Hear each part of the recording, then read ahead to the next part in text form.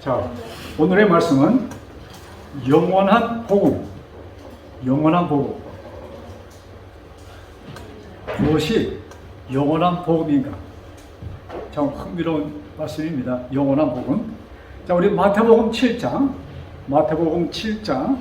13절과 14절, 마태복음 7장 13절과 14절에 있는 말씀입니다. Hoje falarei sobre Evangelho Eterno. Estou lendo aqui São Mateus 7, 3 e 14. 자, 마태복음 7장 13절, 14절. 제가 읽겠습니다. 좁은 문으로 들어가라. 멸망으로 인도하는 문은 크고 그 길이 넓어 그리로 들어가는 자가 많고, 생명으로 인도하는 문은 좁고 길이 협착하여 찾는 이가 적음이니라. 자, 좁은 문으로 들어가라. 그 두 문이 있어요. 좁은 문과 넓은 문. 또 그것을 좁은 길과 넓은 길, 이렇게 표현합니다. 자, 그런데 여기에 멸망으로 인도하는 문은 어때요? 넓어. 넓다는 것은 무슨 얘기예요? 많은 사람들이 쉽게 들어갈 수 있다는 말씀입니다. 자, 좁은 문은 무슨 뜻이에요? 그 다음에 좁고 그 다음에 뭐라고 기록되어 있어요? 협착하다는 얘기가 무슨 얘기예요? 힘들다는 얘기죠. 좁은 문은 좁고 들어가기가 힘들고, 넓은 문은 넓어서 뭐래요? 많은 사람들이 들어가기가 편하게 되어 있는 길입니다. 길입니다. 자, 그리고 여기에 이런 글을 볼 때 우리가 좀 그것을 좀 상상해야 돼요. 이 넓은 길을 가는데 방해꾼들이 많다? 없다? 없습니다. 넓은 길을 가는 데는 방해꾼이 없어요. 근데 좁은 길을 갈 때는 뭐가 있어요? 방해꾼이 있다는 얘기입니다. 그래서 우리가, 여러분, 신앙생활을 많은 사람들은 거의 대부분 하나의 미래의 사건을 위하여 가는 길이라고 생각을 합니다. 네? 구원을 받을 것이다. 천국에 갈 것이다. 네? 여러분, 사람들이 이렇게 생각하기 때문에 그 신앙생활의 그 실감을 느끼지 못하는 것이에요. 여러분, 신앙생활은 미래가 아닙니다. 우리가 갈 천국은 미래가 아닙니다. 그러니까 장로님 지가 이렇게 정말 코로나가 심하고 강도들이 득실거리고 이런 힘든 세상에 사는데 이게 무슨 천국이에요? 이렇게 얘기할 수 있어요. 그렇게 생각하도록 누가 만드는 거예요? 마귀가 만드는 것입니다. 여러분, 신앙생활은, 우리가 갈 천국은 미래의 것이 아니고 언제 것이에요? 현재라는 것을 꼭 기억하시기 바랍니다. 제가 여러분들의 기도를 들을 때 오해하지 마세요. 우리 신앙 모든 것은 미래, 우리가 복 받을 것도 미래, 영생도 미래라고 사람들이 생각합니다. 여러분, 영생이 미래라는 것은 누구에게 하는 것이에요? 영생을 얻지 못할 사람들에게입니다. 그 사람들은 미래도 없어. 아예 끝난 것이에요. 영생은 미래가 아닙니다. 현 진행형입니다. 제가 이렇게 확실히 말씀드리겠냐면, 예수님께서 죽은 나사로를 말씀하시면서 죽은 것이 아니고 뭐 하는 것이다? 잠자는 것이다. 그러니까 장로님, 그건 금세 나사로가 깨어났으니까 하는 얘기죠. 그런데 그것 말고 성경 많은 곳에 예수님께서는 사람들이 죽는 것을 절대로 죽었다는 표현을 안 쓰십니다. 잠잔다는 표현을 쓰십니다. 특별히 누구에게? 예수님을 받아들인 자들에게, 복음을 받아들인 자에게는 뭐예요? 그것은 절대로 미래가 아니고 현재, 어쩌면 과거에 시작되었고 현재 진행이 되고 언제까지? 영원한 그날까지. 자, 그래서 성경에 잠자는 자들이 깰 때가 있다는 표현을 쓰십니다. 근데 누구를 향한 말씀이에요? 누구를 향해서 잠자는 자가 깬다고 말씀합니까? 예수님을 받아들인 자들이 호흡이 끝나는 것을 죽었다고 얘기하지 않고 잠잔다고 얘기합니다. 자, 죽었다는 것과 우리 표현으로 지금 아빠 자고 있어 하는 것과 뭐예요? 아빠 죽었어 돌아가셨다는 것과 차이가 있어요? 하늘과 땅 차이죠. 그러니까 잠자는 것은 곧 깨어난다는 얘기입니다. 그래서 예수님께서는 우리 신앙인들, 예수님을 받아들인 자들을 향하여 절대로 죽었다는 표현을 쓰지 않고 잠자는 것이다. 그래서 내가 너희들을 데리러 올 것이라는 말씀을 하셨습니다. 아멘. 자, 그래서 우리가 성경을 보실 때 그 누가복음 그게 몇 장인가 하면은 10장 26절에 한번 보시고 가면 좋겠어요. 누가복음 10장 26절 굉장히 중요한 말씀이 기록되어 있어요. 누가복음 10장 26절.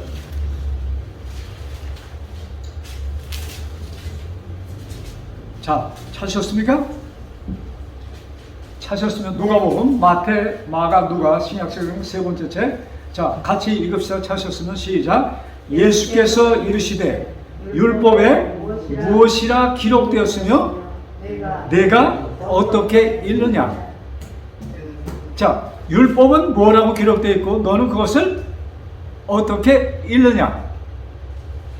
자, 여기 주목해 주세요. 이 율법 할 때 무엇을 말씀하시는 것입니까? 예수님께서 율법 하실 때 모세 오경 전체를 말씀하시는 것이고, 그 다음에 선지서 하면은 구약 성경 모든 것을 말씀하시는 겁니다. 그러니까 성경 전체. 자, 꼬집어서 그러면 십계명을 하면 십계명에 뭐라고 기록되어 있으면 너는 어떻게 읽느냐라고 예수님께서 하신 말씀입니다. 그러니까 분명히 기록된 것을 예수님이 모르십니까? 아세요, 모르세요? 아시오. 그런데 어떻게 읽느냐 하는 것은 누구에게 달렸습니까? 한 사람 한 사람 내가 그것을 어떻게 읽느냐 이것입니다. 그러면 내가 그것을 어떻게 읽느냐에 의해서 그 의미가 나의 것이 되는 것입니다. 자, 유대인들이 율법을 철저히 읽었습니까? 읽었죠. 글자 그대로 읽었어요? 예. 글자 그대로 읽고 그대로 받아들였습니다. 그래서 어떤 일을 합니까? 여러분, 자, 보통 유대인과 그 다음에 바리새인, 그 다음에 더 올라가서 제사장, 대제사장, 이 위에서 대제사장, 제사장, 사두개인, 율법사, 이런 사람들, 그런 사람들과 백성에는 그들의 성경에 대한 지식이 차이가 있어요? 많은 차이가 있습니다. 그런데 그들이 어떻게 율법을 읽었어요?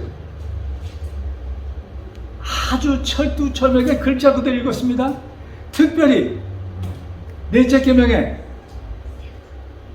제7일 안식일에 대해서 일곱째 날은 뭐하고? 자, 엿새 동안 일하고 일곱째 날은 쉬어라. 그래서 이 날은 거룩한 날이다. 아무 일도 하지 마라. 내 종도 일시키지 말고 짐승도 일시키지 말고 철저하게 지키라고 딱 그들이 율법에 기록되어 있어요. 분명히 그렇게 기록되어 있어요? 네. 자, 그런 것을 배운 유대인들이 예수님이 와서 하는 걸 보니까 예수님이 안식을 지키고 있어요? 안 지켜요? 안 지켰죠. 지켰어요? 안 지켰어요? 안 지켰어요. 안 지켜. 아니, 예수님이 중풍 환자를 고쳐준 다음에 뭐라고 그래요? 내 짐을 들고 어떻게 하라? 가라는 말씀합니다. 짐을 들고 가면은 그게 안식을 지키는 거예요? 안 지키는 거예요. 그래서 예수님이 무엇으로 정죄를 받기 시작하냐면 안식일을 너는 안 지켜. 안식일을 안 지키는 사람이 무슨 하나님의 일을 한다고 떠들어? 이 얘기입니다. 그래서 결국 예수님께서 또 거기 그런 말씀을 듣고 예수님이 가만 계셨으면 모르는데 뭐라고 말씀하냐면 내가 지금 일하는 것은 내 아버지가 일하기 때문에 나도 일한다고 말씀합니다. 지금 예수님이 내 아버지 할 때 누구를 가리키는 것이었습니까? 하나님 아버지를 가면서 내 아버지가 지금 일을 하시니까 나도 일을 한다. 그러니까 그게 무슨 뜻이냐면은 그 유태인들 너 안식일만 안 지키는 줄 알았더니 너 참남된 죄까지 짓는구나. 왜? 하나님을 뭐라고 표현하는 거예요? 하나님이 내 아버지라. 야, 너는 목수의 아들, 요셉 목수의 아들인데 무슨 너 헛소리, 네가 어떻게 하나님의 아들이 돼? 이 얘기입니다. 그래갖고 예수님이 참남죄, 첫째는 계명을 안 지켰다, 안식일을 안 지켰다는 법을 어겼고, 그 다음에 뭐예요? 참남죄, 하나님을 감히 내 아버지라고 불렀기 때문에 너는 없어져야 될 존재구나 하고 그들의 마음에 결정을 내린 것입니다. 그래서 여러분, 성경에 어떻게 기록되어 있으면 어떻게 읽는가? 우리가 성경 한 말씀 한 말씀 볼 때, 제가 지금 여러분들에게 이 성경을 펴놓고 지금 말씀하는 겁니다. 똑같은 성경을 완전히 반대로 말씀하는 분도 계십니다.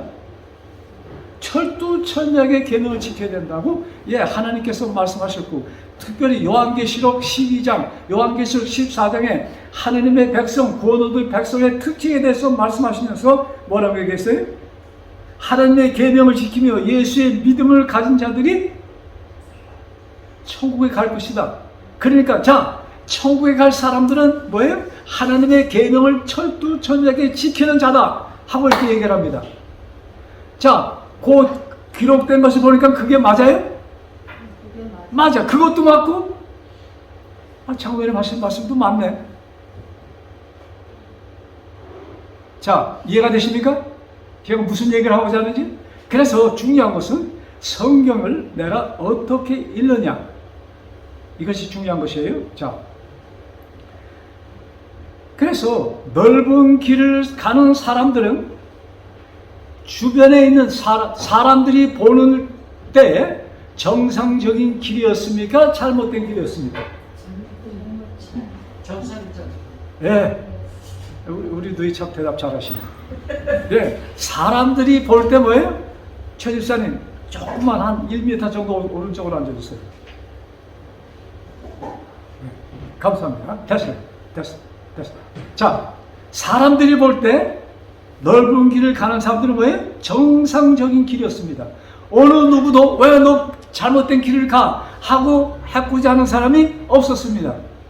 이게 넓은 길을 가는 사람들은 그러니까 뭐예요? 편한 길을 갔습니다. 길을 편하게 가는 사람들이었어요. 근데 좁은 길을 가는 사람들은 협잡하였다. 여러분, 우리가 지금 하는 길은 무슨 얘기예요? 신앙길이잖아요. 그것이 돌짝밭 보이는데 진짜 돌이 있고 이게 시궁창 있고 그런 게 아니잖아요. 뭐가 방해한다는 얘기입니까? 마귀가 방해하는데, 마귀가 이뿔 달린 마귀가 말이죠. 그냥 이 위에 칼을 불고 피를 흘리면서 달겨듭니까? 마귀가 그렇게 와요? 마귀는 가장 아름답게, 가장 멋진 젠틀맨으로, 가장 아름다운 미스 코리아로, 미스 브라질로 오는 것이 마귀입니다. 무슨 뜻인지 아시겠어요? 그래서 나에게 가장 잘해주는 사람, 그런 모습으로 마귀는 우리들에게 온다, 이것입니다. 그래서 우리가 성경을 볼 때 어떻게 기록되어 있으면, 무엇이라 기록되어 있으면 어떻게 읽는가? 그런데 좁은 길을 가는 사람은 방해꾼이 있어요? 방해꾼이 있어요. 누가? 방해꾼의 뒤에서 누가 조절합니까? 사단이 조절합니다. 그래서 그 사람이 그 길을 가지 못하도록, 저기 지금 많은 사람들이 가는데 그게 정상이지, 너 혼자 뭐가 잘났다고 이렇게 외톨이로 가고 있어. 여러분, 그런 소리 좀 들을 때가 있어요? 내가 어떤 뜻을 정하고 갈 때 사람들이 너 미쳤어? 이런 얘기를 우리는 들을 수 있습니다. 그러나 우리는 뭐예요? 그 순간 다시 내가 가는 길을 점검하면서 우리는 거기에 확신할 때 굳건히 가는 것이 신앙인들의 표준인 것입니다. 아멘. 그리고 좁은 길을 가는 사람들은 많은 사람 눈에 뭐예요? 정상이에요? 비정상이에요? 비정상. 비정상적인 길을 가는 것이 좁은 길을 가는 것입니다. 자, 그 다음 여러분, 노아가, 우리 항상 노아 할아버지 하면 뭐 생각합니까? 예? 물, 예? 물로 세상에 그 성경의 기록에 그 많던 사람들이 다 죽고 누구만 살았어요? 노아 그 부인, 그 다음에 세 아들, 세 며느리, 8식구. 여러분, 100만 명 중에 8명 작은데, 그 당시 인구가 100만 명? 1000만 명? 억 단위였습니다. 그런데 노아의 8식구. 자, 노아가 정상적인 사람이라고 사람들이 봤을까요? 아니. 미쳐도 한참 미친 사람이었습니다. 산 꼭대기에다가 나무 집을 짓는데, 그러면서 무슨 얘기를 해요? 이 집이 물에 뜰 것이라는 얘기입니다. 이 세상은 물로 찰 것이라는 얘기를 합니다. 한 번도 하늘에서 비가 떨어진 것을 보지 못하였던 사람들, 이들을 향해서 이 지상은 뭐예요? 물로 찰 것이라는 얘기를 합니다. 아마 그 얘기를 듣고서는 어떤 짓궂은 어떤 젊은이는 강가에 내려가서 아마 편말을 박아놨는지 모르겠어. 그 다음 날은 물이 좀 올라가나 안 올라가나. 근데 하루 이틀 1년 10년 100년이 갔는데도 강가의 물은 어땠어요? 움직였어요? 그 니벨 그대로 똑같이 있었다 이것입니다. 그런데 노아는 점점 배를 그 나무집을 만들면서 이제 몇 년이 있으면, 하나님께서 횟수를 말씀해 주셨어요? 몇 년이라고 했어요? 120년. 이제 10년, 20년, 100년 지났어요. 110년, 115년, 119년, 이제 1년. 여러분, 1년 정도 남았을 때 노아가 얼마나 초조했을까요? 야, 1년 남았는데 사람들이 안 와. 교회 예배 시간은 됐는데 사람들이 안 와. 그러면 설교자가 좀 궁색해져요? 안 오시나. 그렇지 않아도 궁색했는데 두 분 와주셔서 정말로 감사합니다. 자, 그러니까 노아는 점점 초조해지니까 점점 강하게 말씀을 전합니다. 이제 1년 남았습니다. 그 다음에 6개월 남았습니다. 한 달 남았습니다. 이제 며칠 안 남았습니다.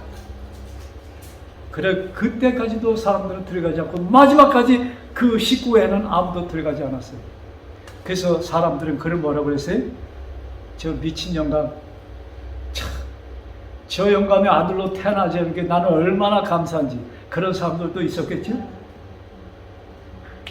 있었겠지. 자, 우리 소돔과 고모라, 불로 멸망한 소돔. 롯이 자기의 두 딸과 정원한 두 사이를 이왕이면 같이 가면, 왜? 두 딸만 가면 이제 결혼하기가 힘든데 정원한 약속된 그 두 사이를 같이 데려가기 원해서 그 사위의 집에 가서 문을 두드렸습니다. 영감님, 장인님 어떻게? 야, 이 성이 지금 불로 멸망하게 돼 있어. 너희 나랑 같이 나가야 돼. 지금 나랑 같이 나가야 돼. 두 사위가 뭐라고 그랬을까요? 저 우리 장인 하나님 아들이 저 미쳤네. 안 나갔습니다. 그것이 성경 구석구석 숨어있는 스토리입니다.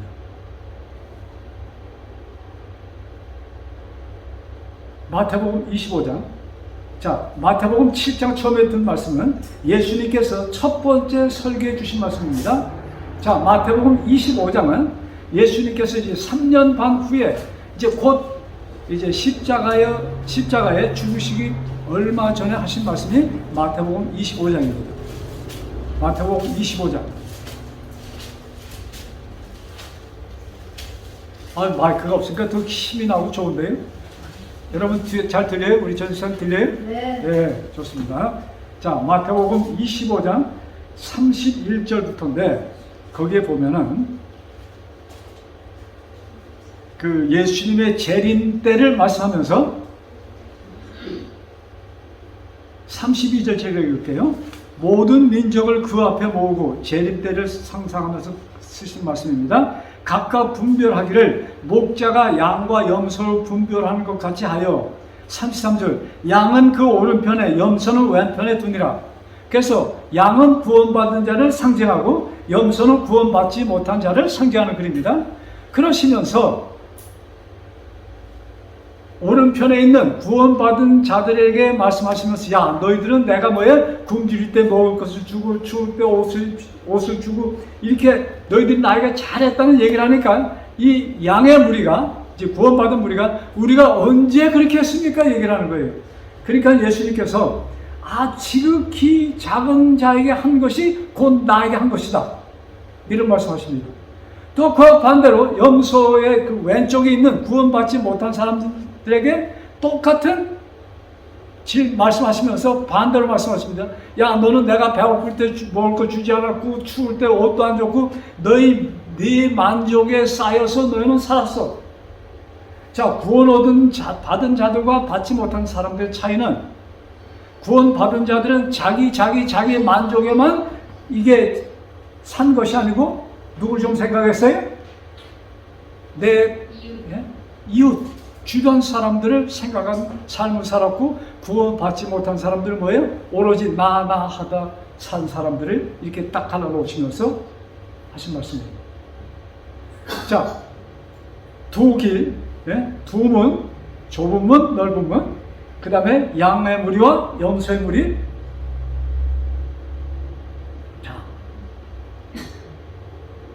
그래서 우리 삶의, 우리 생각 속에, 우리 인생 삶의 그 사상을 지금 말씀하는 겁니다. 내가 어떤 마음으로 이 세상을 살고 있는가.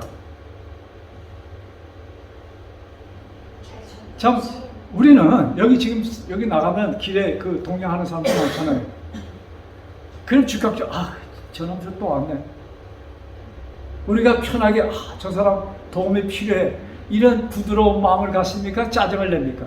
특별히 그냥 자동차 깨끗이 닦았는데 와서 뭐래요? 물 칙칙 뿌리고 그 앞에 닦아주면 하지 말라고 그러잖아요. 그래서 제가 제 모습을 보면서 그건 아니지. 저 사람들에게 도와줘야지. 그리고 우리는 물건을 살 때 가능하면은 뭐 큰 거 살 때 깎는 건 좋아. 어디 가서도 물건 살 때 깎아요? 회라 가서도 물건 살려서 깎아. 그것이 굉장히 정상적이고 아주 똑똑히 잘 사는 사람들일수록 더 그렇게 합니다. 여러분, 이게 좀 잘못된 거 아니에요? 잘못됐지. 여러분, 인생을 이제 여러분 앞으로 사실 인생의 거의 다 절반 이상 다 살았어. 남은 삶 좀 편하게 나눠주면서 삽시다. 아멘. 절대로 회라 가서 깎지 마세요. 달라는 거 다 주세요. 그거 회라 그 사람 새벽부터 일하고 해서 얼마 버는지 아세요? 여러분, 너그러운 마음 그것이 우리 몸에 배야 됩니다. 그냥 이렇게 지우서 말이지 그냥 여러분 너무 꽉 쥐면 어디로 새 나가요. 반죽하고 말이지 너무 꽉 쥐면 이 반죽 밀가루 반죽 어디로 새 나가요? 이 새로 다 나가지 않아요? 대강 잡으세요. 아멘. 대강. 자, 그러시면서 참 예수님께서 그 첫 번 설교를 끝내시면서 마태복음 7장에 마태복음 7장 봅시다. 마태복음 7장 21절 23절 21절 23절 마태복음 7장 이 말씀은 그 첫 번째 설교의 마무리 때에 나오는 말씀입니다. 5절부터 5장, 6장, 7장에 나오는 말씀인데 자, 제가 읽을게요. 우리 찾으셨으면 같이 읽으실까요? 같이 읽어봅시다. 시작. 나더러 주여 주여 하는 자마다 천국에 다 들어갈 것이 아니요 다만 하늘에 계신 내 아버지의 뜻대로 행하는 자라야 들어가리라. 자, 그러니까 여기에 주여 주여 하는 자마다 천국에 들어갈 것이 아니요 할 때 이 말씀의 배경에는 무엇이 깔려 있는 것입니까? 지금 이 성경 말씀을 누구들이 있습니까? 주여 주여 하는 자들이 있는 거죠. 주여 주여 하는 사람들이 성경 봐요? 안 봐요. 그러니까 성경의 기록들이 누구를 향한 말씀인가? 하나님을 믿는, 주님을 찾는 자들 위하여 기록된 것이에요. 예. 주님을 찾지 않는 사람들도 말씀 속에서 주님을 만납니다. 그러나 우리가 말씀 속에 들어가면 그 모든 말씀의 배경이 뭐예요? 믿는 사람들 위하여 기록된 것이에요. 그러니까 내가 열심히 믿는다고 주여 주여 하는데, 그래서 또 이런 말씀이 있어요. 기적도 해가고 참 좋은 일 많이 해, 봉사사도 많이 했는데 하나님께서 나를 갖다 어디다 세워놓은 거예요? 염소가 있는 무리에다 나를 세워놓은 것이에요. 그러니까 이 사람도 억울하지 않아요? 내가 얼만큼 하나님을 봉사했는데 이게 무슨 얘기입니까? 하는 얘기입니다. 그때 예수님께서 뭐예요? 주여 주여 하는 자마다 천국에 들어갈 것이 아니고 누구들 들어갈 것이다? 하나님의 뜻대로 사는 자들이 천국에 갈 것이라는 얘기를 합니다. 자, 그래서 하나님의 뜻대로 사는 것이 무엇인가? 이것이 여러분 확실하게 입력이 되어야 됩니다. 하나님의 뜻대로 사는 것이 무엇인가? 그런데 요사이 현대판에 교회 생활과 신앙 생활을 사람들이 혼동을 합니다. 열심히 교회 생활하는 것은 신앙이 두터운 생활이라고 착각을 하고 살아요. 여러분, 교회 생활과 신앙 생활에는 차이가 있는 것입니다. 지금 하나님께서 바라시는 것은 뭐예요? 교회 생활이에요? 신앙 생활이에요? 신앙 생활이에요. 여러분, 교회 생활로 만족함을 가지시면 곤란해. 근데 요사이 유감스럽게도 얼마나 많은 사람들이 나의 참 정성 들인 교회 생활을 가지고 참 철저하게 내가 신앙 생활하고 있다고 착각을 하면서 사는지 모릅니다. 그래서 그들을 향하여 하신 말씀이 주여 주여 하는 자마다 천국에 들어가는 것이 아니고 누구들이 들어갈 것이다? 하나님의 뜻대로 사는 자들. 하나님의 뜻. 그래서 참 제가 이번 주일에 이런 생각을 했어요. 야, 식사 후에 우리 아주머니들 앉아서 그냥 한 주일 동안에 입운동이 좀 모자라서 말이지 입운동 열심히 하잖아요. 네? 그런데 그 입운동 하는 시간에 귀운동을 좀 했으면 좋겠다. 제가 좀 생각했어요. 네? 그래서 모르겠습니다. 가능하면은 식사 후에 한 10분, 15분도 좋고 앉아서 좀 성경에 대해서 조금 더 제가 여기서 하는 이렇게 설교와 그러니까 앉아서 이렇게 책상에 앉아서 성경을 펴놓고 한 절이라도 이것은 무엇을 뜻한가 그런 시간을 가지면 굉장히 유익이 될 것이라고 제가 혼자 생각을 했어요. 아멘. 여러분 동의하시면 제가 좀 하겠습니다. 네? 한 절, 두 절 좋아요. 그냥 성경 많이 해야 여러분 머리가 좀 많이 딱딱해져서 잘 안 들어가. 네? 한두 가지 하면 좀 들어갈 것 같아요. 저 그런 생각을 했어요. 그래서 이 신앙, 하나님의 뜻이 무엇인 것을 우리는 분명히 무엇을 통해서 우리가 깨달을 수 있어요. 하나님의 뜻은 말씀을 통해서만 우리가 알 수 있는 것입니다. 그래서 말씀이 이제 내 것이 돼야 돼. 그냥 여러분, 우리 한국 사람들은 적극성이 있어서 성경을 쓰는 사람들이 있어. 그래서 나 성경을 썼다. 나쁜 것은 아니에요. 만화책 쓰는 것보다는 좋겠죠. 그런데 그것으로 만족하시면 안 돼요. 그 성경이 뭐예요? 내 살과 피가 되어야 되는 것입니다. 그래서 예수님께서 이 잔을, 포도주를 주시면서 이 잔을 마시라, 떡을 주셔서 이거는 내 살이다, 먹으라 할 때 예수님이 칼로 자기 살을 떼서 주신 것이 뭐예요? 내가 하는 말을 너희들 어떡하라? 경청하여 듣고 깨닫고 그대로 살라는 말씀이었습니다. 자, 우리 지금 계속 구원받은 백성과 받지 못한 백성 두 무리를 지금 계속 얘기합니다. 자, 그러면 요한계시록 요한계시록 갑시다. 요한계시록 14장, 뭐 13장부터 나와 있는데 14장 그것만 보고서 그것을 말씀합시다. 요한복음 14장 9절, 14장 9절, 요한계시록 14장 9절. 자, 성경책 펴시고 요한계시록 14장 9절 찾았어요? 제가 읽을게요. 또 다른 천사 곧 셋째가 그 뒤를 따라 큰 음성으로 가로되 만일 누구든지 짐승과 그의 우상에게 경배하고 이마에나 손에 표를 받으면 그도 하느님의 진노의 포도주를 마시리니. 자, 짐승과 그의 우상에게 경배하는 자들에 대해서 얘기합니다. 자, 여기 딱 보니까 짐승과 그의 우상에게 경배하면 구원받을 자들이에요? 못 받을 자들이에요?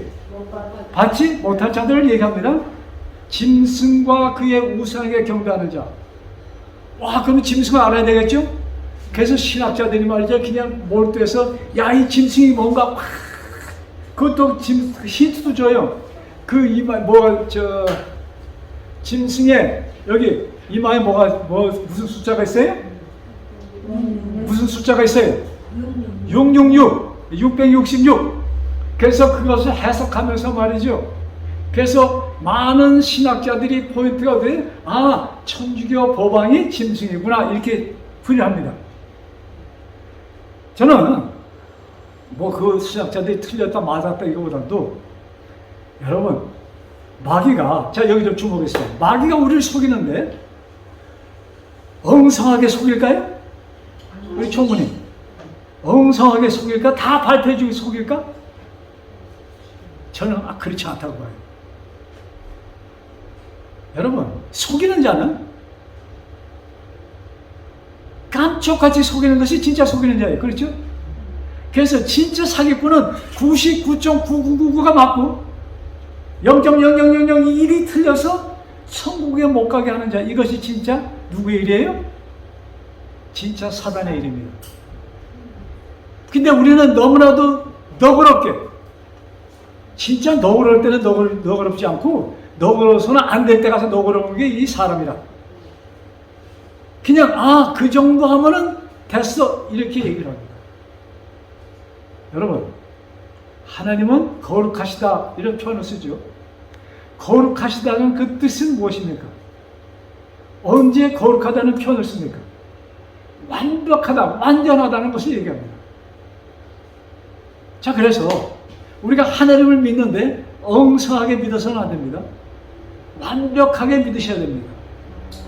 그러니까 또 이거 힘들어져서 완벽하게 어떻게 하는 것이 또 완벽한가? 자, 잘 들으세요. 그래서 여기에 그냥 짐승의 표, 법왕, 짐승, 그 적그리스도, 그냥 유명한 목사님들 나와서 막 적그리스도 하고 그냥 법왕이라고 막 대놓고 하는 목사님도 꽤 있습니다.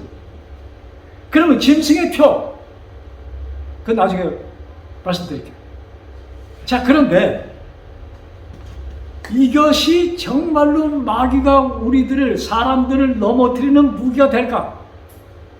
너무나 드러났어. 네? 너무나 드러난 무기야. 자, 우크라이나하고 소련이 전쟁을 하는데 정말 무서운 전쟁은 뭐예요? 앞에 나온 탱크입니까? 무서운 전쟁은 뭐예요? 지금 이북하고 북한하고 남한 전쟁이 계속되고 있잖아요. 근데 지금 남한에서 우리 대한민국에서 보여주는 진짜 무서운 무기는 뭐예요? 그냥 한국에는 미국의 최신형 비행기 F-35가 들어왔다. 중국에는 뭐가 있다. 중국에는 단도미사일, 탄도미사일인지 해서 원자탄이 있다. 이것으로 얘기를 하는데 진짜 무서운 무기는 뭡니까? 종교. 예? 종교. 사상. 이 북이 어쩌면 남한보다 훨씬 더 많이 성공한 것으로 보여주고 있습니다. 지금 남한에 이북 공산당 사상을 가진 사람들이 얼마나 많이 있어. 보이지 않는 것이 무서운 거예요. 자, 우리 이것도 마찬가지입니다. 자, 사람들이 여기에 포인트를 할 때, 자, 그러면 짐승은 자기 도장을 찍었어. 그러면 하나님도 자기 도장을 찍을까요? 찍어야지. 도장이 있어요, 없어요? 있어. 자, 그럼 그 도장이 무엇인가? 요한계시록 14장 6절, 7절. 자, 여기 하나님의 도장. 요한계시록 14장 6절. 제가 있습니다. 또 보니 다른 천사가 공중에 날아가는데 땅에 거하는 자들 곧 여러 나라와 족속과 방언과 백성에게 전할 영원한 복음을 가졌더라. 뭐예요? 자, 여기 글을 보면은 여러 나라와 그 다음에 누가 있어요? 족속과 그 다음에 방언과 대답하세요. 그 다음에 뭐예요? 백성. 백성에게 전할. 그러니까는 빠지는 사람들이 있어요? 없어요. 이 땅에 사는 사람들 가운데 이 영원한 복음을 받아야 될 사람들에 빠지는 사람들이 있어요, 없어요? 없어요. 누구도 포함되어 있어요. 아, 아마존에 사는 누구요? 아마존에 사는 이 인디언도 여기 포함되어 있어. 야, 자 보세요. 여러 나라와 그 다음에 족속, 방언, 백성 모두에게 전해질 무슨 복음이에요? 영원한 복음. 영원한 복음. 누굽니까? 무엇입니까? 영원한 복음은 오직 예수 그리스도예요. 영원한 복음. 자, 그래서 우리는 그 영원한 복음, 하나님의, 그것이 하나님의 도장인데, 그것을 우리가 우리 이마에 뭐예요? 찍혀줘야 돼요. 아멘. 자, 그래서 사람들이 이 표면에 나타나는 것에 몰두하고 있습니다. 그때 마귀는 어떻게 일할까요? 예, 요한계시록도 하나님께서 우리들에게 알려주시기에 쓰신 글입니다. 그런데 우리는 그런 말씀을 볼 때 그 배후에 활동하는 마귀를 우리가 볼 수 있는 그것을, 그 눈을 가져야 돼요. 자, 그러면 하나님의 인, 도장, 그것은 무엇인가? 그것을 우리가 어디서 찾아야 되냐면 예수님이 이 땅에 오셔서 하신 그 말씀 가운데서 우리는 이 하나님의 도장을 좀 더 연구해서 찾아야 되는 것이에요. 자, 첫 번째 그 설교문이 마태복음 5장 3절 12절에 있잖아요. 그 유명한 팔복음의 말씀입니다. 자, 우리 성경 보면서 말씀하실까요? 마태복음 5장 3절. 심령이 가난한 자는, 그 다음에 뭐예요? 4장. 애통하는 자는, 온유한 자, 마음이 청결한 자, 궁일이 여기는 자, 이런 사람들 얘기합니다. 이런 사람들은 무엇을 받을 것이다? 복이 있다 했어요. 예? 자, 심령이 가난한 자는 복이 있나니. 자, 여기 주목하세요. 심령이 가난한 자는 복을 받을 것이 아니고 복이 어때요? 있나니. 이미 주어진 것이야. 근데 심령이 가난한 자들은, 또 온유한 자들은 복이 있다. 마음이 온유한 자들이 무슨 복이 있습니까? 제가 몇 주 전에 이 말씀했는데, 복하면은 여러분 뭘 생각하냐면, 복하면, 자, 여러분 가장 원하는 복이 뭐예요? 네? 가장 원하는 복, 오래 사는 거? 또 뭐가 있어요? 돈. 예? 돈? 예, 근데 한국에도 오복에 돈이 안 들어가죠? 들어가요? 안 들어가요. 그러니까는 그 복이 아닌 것 같아요. 근데 한국 사람들이 제일 원하는 복이 뭐예요? 재물의 복입니다. 그런데 여기 성경이 다른 그 번역에 보면은 심령이 가난한 자는 행복한 자입니다 라고 기록되어 있어요. 진짜 복은 뭐예요? 행복을 느끼면서 사시는 것입니다. 돈이 엄청나게 많은데, 여러분 지금 푸틴, 요 전쟁하기 전만 해도 푸틴처럼 사람들이, 야, 그 사람들을 좀 이게 보면서, 야, 저놈 저 되게 똑똑하네. 푸틴이 가진 재산이 얼마나 많은지, 독재자로 그 쏘는 넓은 땅, 그 많은 기름을 자기 손에 집어넣으니 그 푸틴이 갖고 있는 그 요트 있죠? 큰 배. 유람선이라는 거니까? 유람선이 아니고 그 개인 요트 있잖아요. 그것이 얼마짜리가 있냐면, 한국말로 모르겠네. 저 미국 돈으로 6센트 밀리언 달러. 그러면 어떻게 되나? 모르겠어. 1조가 좀 안 돼. 1조는, 1조 바로 밑에 단어는 뭐라고 그래? 저 표현을 못하겠어. 예? 그 1조 여러분 좀 돼요? 1조 하면 저 브라질 말로 빌령입니다. 빌령 같은 조라고 붙여요. 그 배 2대 1조의 절반 값이 그 자기 놀이로 쓰는 배를 갖고 있어. 저 푸틴이. 근데 너무 욕심이 더 과잉돼서 뭐예요? 그거 다 지금 압수되는 상황이 있어요. 자기 그 많은 재산 하나도 못 쓰고 지금 이 양반 죽게 돼 있어. 자, 그런데 행복. 하나님께서 우리에게 주시는 것은 뭐예요? 행복이에요. 에덴에서 아담과 해와가 선악과를 먹고 잃어버린 것이 뭐예요? 무엇을 잃어버렸어요? 행복을 잃어버렸어. 선악과를 먹은 후에 찾아온 것이 뭐예요? 공포. 죽는 그 사인이 오니까 여태까지 뭡니까? 낙엽이 안 지던 그 고목나무에서 나무잎이 떨어지기 시작합니다. 그걸 볼 때 우리도 이렇게. 그 다음에 자기네 몸을 딱 보니까 뭘 느꼈어요? 그들을 가렸던 영광이 옷이 없어졌어요. 이렇게 죽는구나. 공포에 쌓였습니다.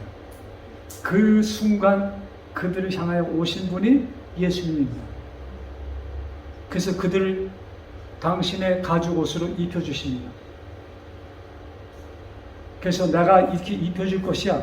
너는 다시 행복하게 살 수 있어. 행복의 길을 에덴 동산에서 열어주십니다. 그래서 양을 잡아 가죽옷을 입혀주시고, 이것은 뭐다? 하나의 상징적인 것이고, 내가 언젠가는 내 진짜 가죽을 너는 입을 것이고, 그때 너는 영원히 다시 살 수 있을 것이야 라는 그런 약속을 하십니다. 그것이 구약성경의 약속이에요. 언약. 그 언약을 이루시기 위해서 예수님이 오셔서 당신이 십자가에서 죽으셨다는 얘기입니다. 자, 그래서 예수님의 도장은 뭐예요? 예수님의 도장을 받은 사람들은 행복한 삶을 사는 것입니다. 그래서 나의 삶을 볼 때 내가 지금 사는 것이 행복한가? 행복하지 않은가? 여러분, 이것을 계속 돈만 계산하지 마시고, 장사하는 것만 계산하지 마시고 그것을 계산하면서 사시기 바랍니다. 아멘. 나는 지금 행복한 삶을 살고 있는가? 그렇지 않은가? 행복하지 않은 사람은 누구한테 가야 행복해져요? 하나님께 가야만이 진짜 행복이 있는 것이에요. 그래서 마음이 온유한 자, 마음이 청결한 자, 이것은 누구의 마음입니까? 예수님의 마음이에요. 그래서 이 사도 바울은 빌립보의 교회에 편지하면서 너희 가운데 이 마음을 품으라 곧 그리스도 예수의 마음이니 하면서, 어떤 마음인가? 당신의 내 던져서 사람들을 구하고자 하는 그 사랑의 마음, 이 마음을 품어라. 이 마음이 우리 마음에 와 있으면 행복한 자가 될까요? 아멘. 최고로 행복한 자가 될 것입니다. 아멘. 이것이 하나님의 도장이에요. 짐승의 뼈에서 여러분, 정말 진짜 이 하나님의 도장을 맞는 우리 되시기 바랍니다. 아멘. 우리 삶 속에, 그러니까, 복음이라는 것은, 성경의 영생이라는 것은, 앞으로 내가 죽은 다음에 예수님 재림하고 그때 이루어지는 것이라고 사람들은 계속 얘기를 합니다. 저도 그렇게 수십 년 동안 떠들었어요. 근데 지금 보니까 이게 얼마나 내가 넌센스를 했다는 것을 제가 깨닫는 겁니다. 이 복은 언제부터예요? 지금부터. 더 엄격하게 따지면 과거, 내가 태어나기도 전에 이것을 모두 만들어 주시고 그 가운데 나를 태어나게 하셨다 이것입니다. 그래서 나로 하여금 그것을 깨닫게 해주시는 하나님께 감사합시다. 아멘. 그 깨달음은 내가 혼자 깨닫는 것이 아니야. 누가 오셔서? 성령이, 오직 성령이 오시면, 성령 하나님이 오셔서 우리들에게 그런 깨달음을 주시고 우리가 깨달을 때 우리는 행복하게 살 수 있다 이것입니다. 그래서 여러분, 우리가 습관적으로 기도할 때 이제 뭐 미래에 모든 것이 이루어진 것이 이제 이루어져 될 것이라고 이렇게 기도를 합니다. 그런 생각 속에 우리가 빠져 있어. 여러분, 그것이 아니에요.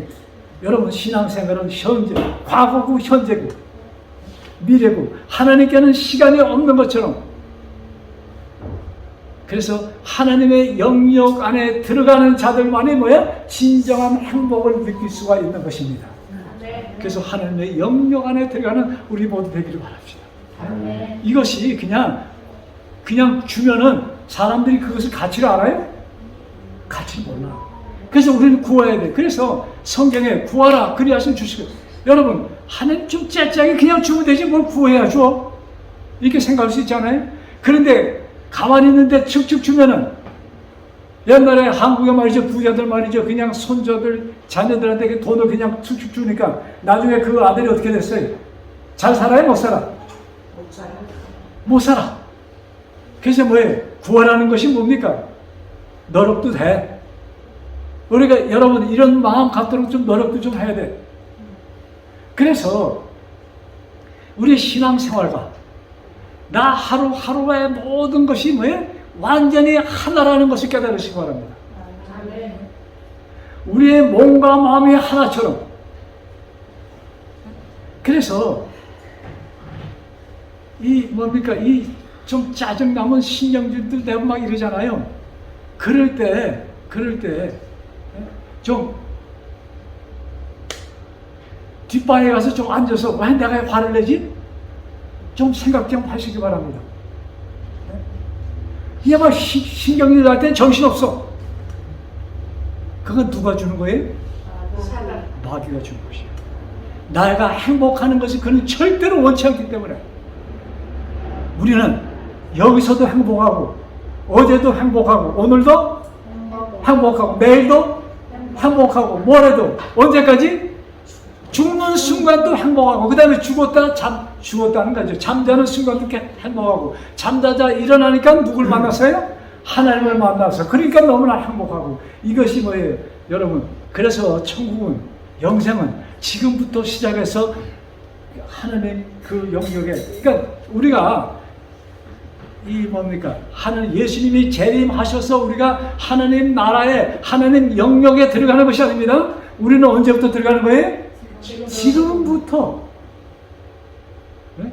그 안에 있을 때 우리는 그 순간 우리는 정말로 행복한 자가 될 수 있는 것이야. 그렇지 않으면 우리가 행복을 느끼지 못해. 왜? 이 세상은 스트레스로 꽉 차는데 어떻게 행복이 와요? 자, 그렇게 되면 내가 지독한 병이 있어서 죽을 병이 걸려서 죽어도 좋고 살아도 좋고, 그래요? 아, 죽어도 좋고 살아도 좋고 설교하니까 아멘 했는데 집에 가서 여기가 좀 기울어. 이거 뭐지? 빨리 병원에 가서 좀 진찰해보고, 병원에 또 거기 무슨 좀 요만한 뭐 홍이 있습니다. 그러면 또 뭐예요? 이게 악성인가 뭐지? 악성인가 양성인가 또 양성이라면 아유 하나님 감사합니다. 그럼 감사금 드려. 악성이면 뭐 어떻게 해요? 야, 이걸 어떻게 해야 되지? 그 의사 찾아가서 이 의사는 좀 시시해. 그러니까 어디 가요? 왜 또 아인슈타인 거기서 그냥 전문 의사한테 가고. 자, 우리가 그렇게 살면은 이 세상에 있을 때 행복하게 살 수 있어요? 살 수가 없어. 여러분, 좁은 문으로 가는 사람들은, 노아의 길을 걷는 사람들은 어떤 사람이에요? 좀 맛이 좀 간 사람들이에요. 사람들이 볼 때 맛이 간 사람들이 정말로 하나님의 길을 가는 사람들입니다. 이 세상에서는 그래요. 왜? 마귀가 하나님의 길을 가는 사람들을 정말로 힘들게 만들어놨기 때문에 사람들이 보는 정상적인 삶에서는 하나님의 길을 갈 수가 없는 것입니다. 그래서 사람들이 볼 때 저거 미쳤어. 그런 소리를 듣는 사람들. 예? 그런데 우리가 하나님의 영역에 딱 들어가면은 어때? 예? 사도 바울이 두들겨 맞으면서도 찬송을 했고, 예? 우리는 사도 바울이 이렇게 봅니다. 그러면서 사도 바울의 그 삶은 원치 않아. 사도 바울이 신앙 때문에 이 예수님 때문에 실컷 두드려 맞고 감옥에 들어갑니다. 그 감옥에 들어가서 뭐 했어요? 찬송하고 기도합니다. 기도할 때 하나님, 저 나쁜 놈들 말이죠, 그냥 꼭 그냥 나 대신 때려주세요. 그렇게 기도했을까요? 뭐라고 사도 바울이 기도했을까요? 하나님, 저 사람들이 뭘 몰라서 저렇습니다. 나도 옛날에 그랬거든요. 나도 옛날에 뭘 몰라서 스데반도 죽이고 이렇게 사람들 했습니다. 그런데 하나님, 저들에게도 나에게 오셨던 빛을 보내주셔서 저들도 복음을 깨닫게 해주세요. 이것이 사도 바울의 기도였습니다. 감옥 때. 그 기도를 들으시고 하나님이, 거기에 누가 있었어요? 그들을 지키는 간수가 있었잖아요. 그 간수를 보니까, 아, 이 사람은 참 사람이 조금만 깨달으면 구원 받을 수 있는 가능성이 있어. 그래서 하나님께서는 그 밤 기적을 베푸셔서 감옥문이 열리게 하고, 사도 바울에게 뭐예요?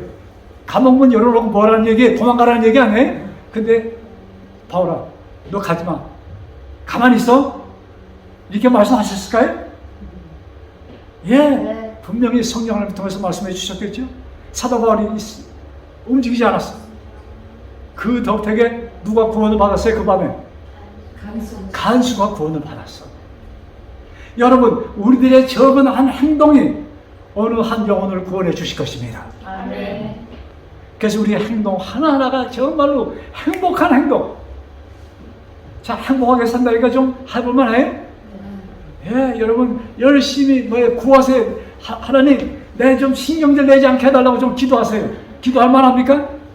우리 특별히 아주머니들, 우리 남자들은 신경질 잘 안 내요. 그렇지 않아요? 우리 회장님 신경질 안 내시게 생겼어. 자, 여러분, 제가 성경 한두 개 보고서 말씀드릴게요.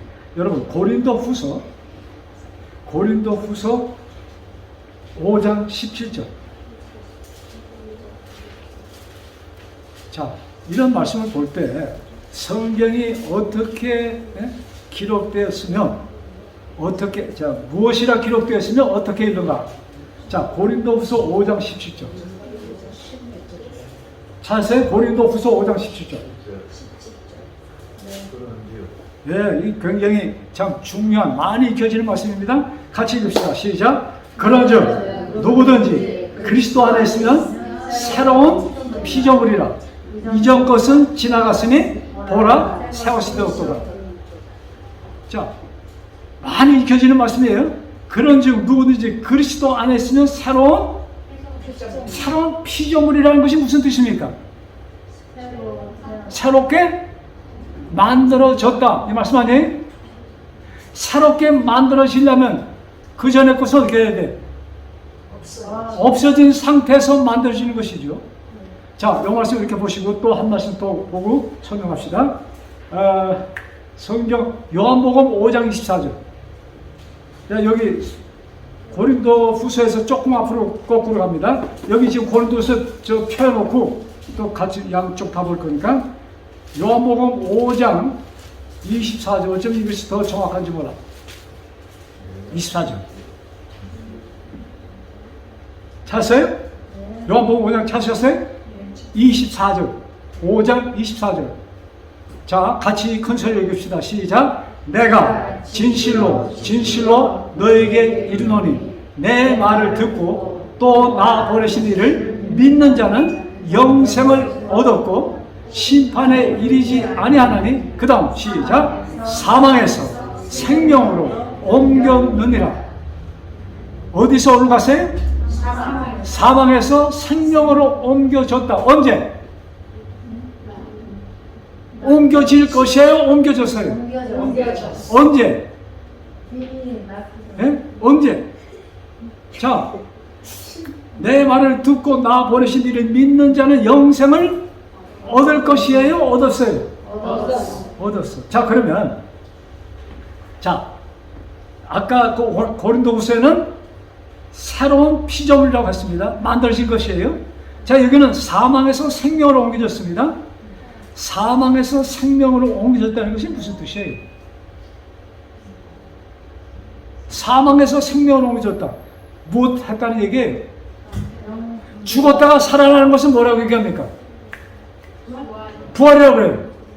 그러면 여기 부활이 됐다는 얘기예요? 될 것이에요? 부활이 됐어. 여러분, 우리는 예수님이 재림해서 부활하고 그것만 믿어. 근데 그것이 또 그렇게 첫째 부활, 둘째 부활이라고 요한계시록에 기록되어 있어. 자, 그러니까 얘 이것도 맞고 저것도 맞고 그러다 보니까 둘 다 틀리고. 근데 여기에 사망에서 생명으로 옮겨졌느니라. 누구 안에서? 그리스도 안에서. 그 다음에 뭐예요? 너희들은 이 뭡니까? 피조물이. 우리 여기 17절. 그리스도 안에 있으면 새로운 뭐다? 피조물 새로 만들어졌다. 그런데 요한복음에 뭐예요? 사망에서 생명으로 옮겨졌다 하니까 더 분명하죠? 뭘 받았다는 얘기입니까? 부활을 했다는 얘기예요? 사망에서 생명으로 죽었다가 살아났다는 얘기 아니에요? 제가 지금 잘못 얘기합니까? 맞아요? 그러니까 우리는 이미 뭘 받은 자다? 부활을 받은 자라는 것을 확실히 마음속에 새기시기 바랍니다. 자, 이렇게 되면은 신나는 거예요? 누구 안에서 부활 받은 것이에요? 하나님 안에서 우리는 부활 받은 자라 이것입니다, 여러분. 이게 얼마나 신나는 얘기야. 그래서 이제 우리는 예수님 오시면 부활할 것이고, 이미 우리는 부활을 한 사람이고, 부활한 사람들이 자다가 깨어나는 것이 예수님 오실 때 그건 자다가 깨어나는 것이지 부활이 아니에요, 여러분. 부활은 여기서 되는 것입니다. 사망에서 생명으로 옮겨지는 것이 진짜 부활 아니에요? 우리가 언제 사망에서 생명으로 옮겨지는 것이에요? 예수님이 오실 때? 지금. 예, 지금. 어쩌면 어저께, 그저께, 그저께 내가 태어나기 전에 나는 태어날 때부터 이미 부활을 받은 자다. 근데 여러분 이거 딱 닫고 있어. 나는 태어날 때부터 이미 뭘 받은 자다? 부활을 받은 자다. 이것이 성경의 가르침이, 이것이 하나님의 도자인 것입니다. 자, 성경을 이렇게 읽으니까 좀 신이 납니까? 예, 자신이 생겨요? 이것이 신앙인들의 가르침입니다. 그래서 이 말씀을 완전히 나에게서 삼을 때, 나의 몸에 어떤 일이 있어도 그건 여러분 4년 전에 돌아가신 우리 어머니나 5,000년 전에 돌아가신 아담이나 딱 눈을 뜨고 보면은 아담이 이럴까? 야, 5,000년 되게 기네. 그럴까? 같을까요? 틀릴까요? 같아요. 2,000년 전, 3,000년 전, 5,000년 전에 죽은 그 사람들이나 그때 잠자러 간 사람들이나 어저께 잠잔 사람이나 딱 눈을 뜨고 나면 똑같은 것입니다. 그래서 나는 뭘 받은 자다? 이미 구원보다도 더 멋진 거 부활. 예수님 안에서 부활을 받은 자다. 이 말씀 속에서 기쁘게 사시는 우리 모두 되기를 간절히 바라면서 오늘 말씀을 마치겠습니다. 기도드리겠습니다.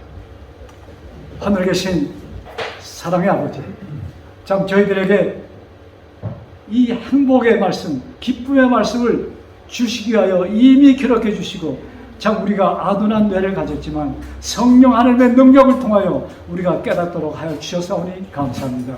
아버지, 이 말씀이 계속 내 삶 속에 살아계셔서 항상 행복한 기쁜 우리의 삶이 되게 축복하여 주옵소서. 아버지에게 머릿속에는 한 사람 한 사람 그 심령 속에 간절히 드리는 기도 구하는 것이 있사오니 아버지 그 모든 기도 응답하여 주옵시고 정말로 한 사람 한 사람 심령 속에 아버지의 뜻이 이루어지는 것을 체험하는 모든 자가 되게 축복하여 주옵소서. 이 모든 말씀 우리를 사망에서 생명으로 옮겨주신 우리를 이미 부활하여 주신 주 예수 그리스도 받들어 간절히 기도드렸사옵나이다. 아멘.